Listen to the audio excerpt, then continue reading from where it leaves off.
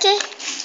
1, 2, 3. Okey, saya mahu membuat kek gunakan Play-Doh. Tapi ini bukan kek betul tau, ini kek tipu. Orang panggil Play-Doh ni tanah liat untuk orang Melayu. Jom kita keluarkan dari plastiknya. Ni, ada ni. Ya. Kita buka dan kita ambil lah Play-Doh tu. Kita mahu buat sabar. Kita mahu membuat. Anda mahu membuat apa? Itu. Memanglah, tapi kek ke? Kek. Cupcake. Cupcake tak boleh. Kek. Okey. Kita ada ni. Tengok. Ada bentuk apa-apa je. Kita keluarkan semua kek kita. Semua tanah liat atau Play-Doh kita. Play-Doh saya ni tak banyak.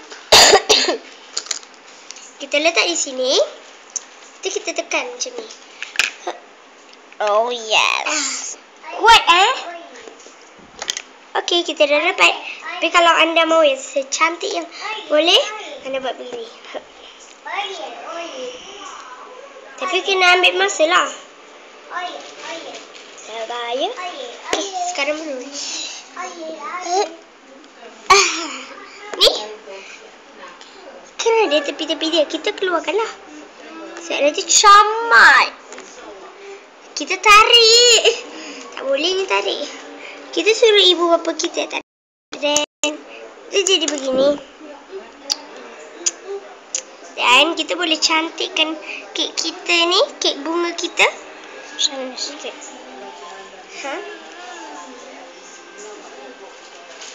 Wow, ini dah jadi cantik begini. Kalau kita mahu dia buat lagi cantik, kita gunakan gunting. Gunting mainan ke, janji kita boleh gunting. Tengok, dah jadi